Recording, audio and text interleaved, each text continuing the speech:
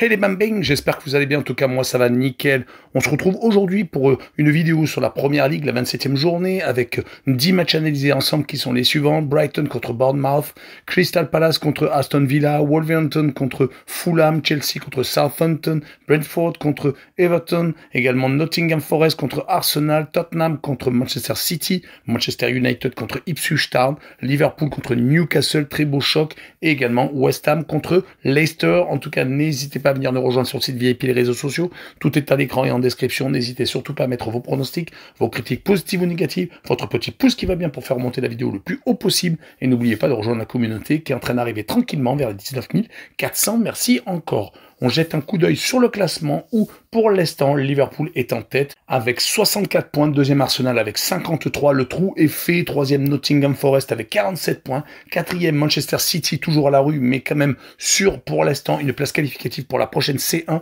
44 points. Et cinquième Newcastle avec le même nombre d'unités, mais avec un goal average moins important. Les trois relégables sont pour l'instant Ipswich Town, 18e avec 17 points. 19e Leicester avec le même nombre d'unités. Et 20e et dernier, Southampton avec 9 points seulement. On attaque avec le premier match Brighton contre Bournemouth, le 9e qui accueille le 6e. Brighton reste actuellement sur 2 victoires contre Chelsea, que ce soit en FA Cup et également championnat, très importante pour le moral, et également une victoire chez le dernier 4-0. Ils sont sur une belle série de 6 victoires, 2 nuls et 2 défaites sur les 10 derniers matchs, toutes compétitions confondues. Par contre, une des défaites a été totalement catastrophique, voire même historique, avec un 7-0 encaissé à Nottingham Forest. Ils vont jouer contre Bournemouth, qui est 6e, leur meilleur classement de toute leur histoire. Cela fait pas longtemps qu'ils sont en première ligue, mais franchement, cette année, elle est assez magnifique. Ils restent sur tout de même une défaite contre Wolverhampton à la maison, mais ça ne doit pas faire oublier leurs 3 victoires sur les 5 derniers matchs, dont 2 à l'extérieur, à Southampton et à Everton. Sur cette rencontre, je verrai bien un 2 buts partout, avec la double chance N2 et une cote à 1,77. On enchaîne avec Crystal Palace contre Aston Villa, le 13e contre le 8e. Crystal Palace est vraiment très impressionnant à l'extérieur actuellement. Sur les 9 derniers déplacements, c'est 6 victoires tout de même et 3 matchs nuls, dont les 5 dernières victoires sur le même score, 2-0. Cela dure depuis le 21 octobre. Par contre, à la maison, c'est un peu plus compliqué, avec 3 défaites sur les 5 dernières réceptions, d'où leur mauvais classement. Ils vont jouer contre Aston Villa, qui reste sur 4 matchs sans défaite, dont 2 victoires très importantes à la maison contre Tottenham et contre Chelsea.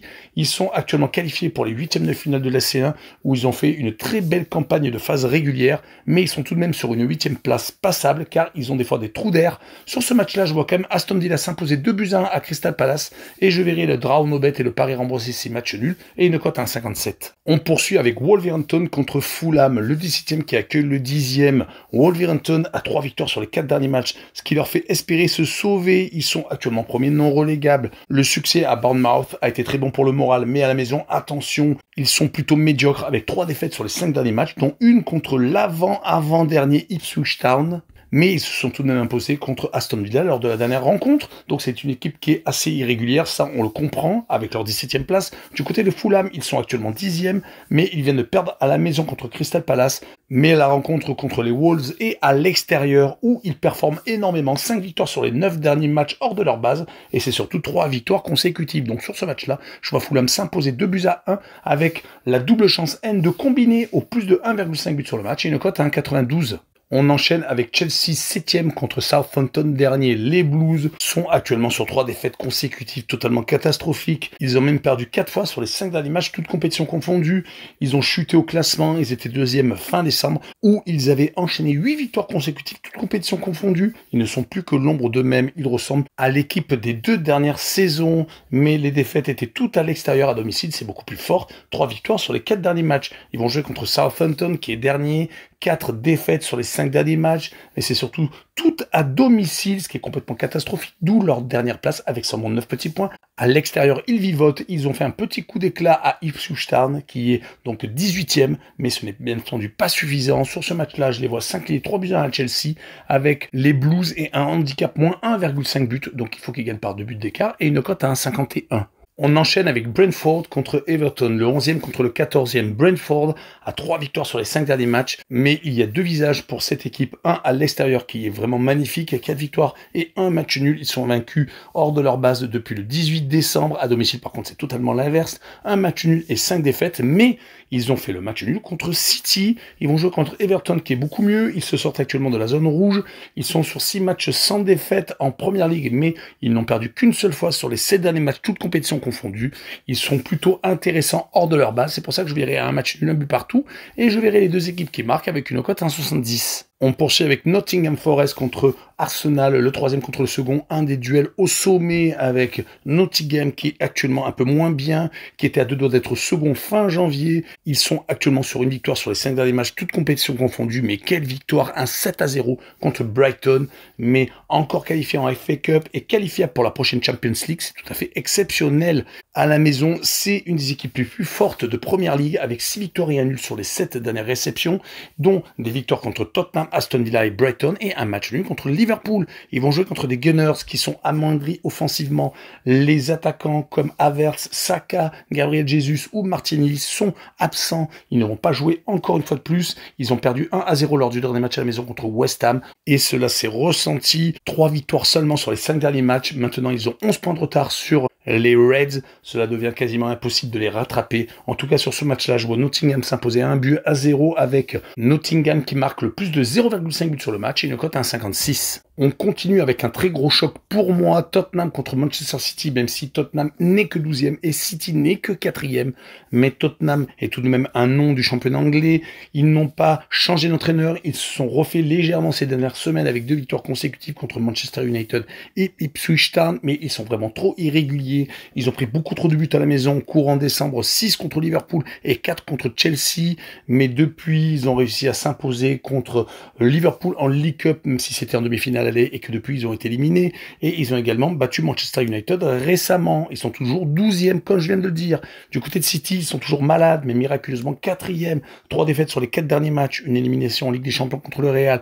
Défaite à l'aller et au retour, à chaque fois 3 buts pris. Et une défaite également à la maison contre Liverpool, qui montre qu'ils ne sont plus du tout dans la même cour que les Reds. Ils vont se déplacer chez leur tombeur en League Cup. C'était le 30 octobre. Ils avaient perdu déjà 2-1 et sur ce match-là, je les vais encore perdre 2-1 et je verrai le moins de 4 buts sur le match quand même avec une cote à 1,60. On continue avec Manchester United contre Ipswich Town, le 15e contre le 18e, une rencontre de deuxième partie de tableau.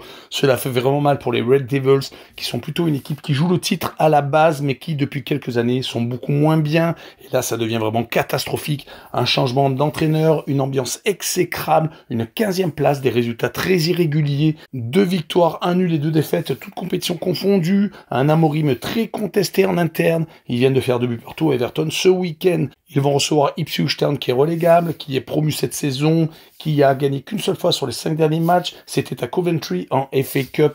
Ils n'ont plus gagné en Première Ligue depuis le 30 décembre et à l'extérieur, ils ne sont pas quand même ridicules avec une victoire, 2 nuls et 2 défaites sur les 5 derniers déplacements. Mais sur ce match-là, je vois Manchester United s'imposer 2-1 seulement avec les 2 équipes qui marquent et une cote à 75. On enchaîne avec Liverpool contre Newcastle, le premier contre le 5e. Très beau choc en perspective. Les Reds sont un peu moins dominateurs actuellement mais profitent des mauvaises performances des poursuivants pour augmenter leur avance. 11 points d'avance sur le second et 17 sur le 3e. C'est totalement hallucinant. Actuellement, ils sont sur 2 victoires et 2 matchs nuls, et également une élimination avec une équipe bis qui s'était déplacée chez le dernier de Championship Plymouth, et une élimination 1-0, mais rappelons qu'ils sont qualifiés pour les 8e de finale de la C1 et pour la finale de la League Cup, donc cela va quand même pas trop mal. Ils vont jouer contre Newcastle qui vient de s'imposer 4-3 à la maison contre Nottingham Forest, mais ils menaient 4-1 pour finalement se faire rattraper et ne gagner que 4-3.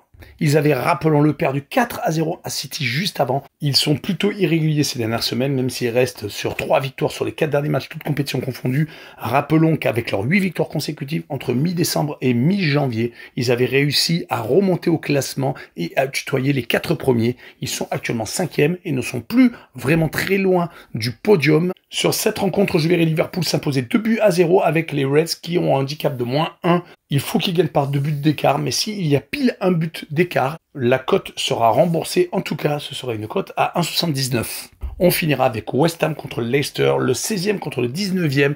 Deux équipes très en difficulté, même si West Ham a quand même un beau matelas d'avance sur les relégables. Leicester, par contre, ça devient très embêtant. Ils n'ont que 17 points et vont peut-être faire partie de la charrette pour descendre en Championship. Les résultats entre les deux équipes ne sont pas vraiment différents, sauf que West Ham vient de s'imposer à Arsenal, donc vraiment très grosse opération.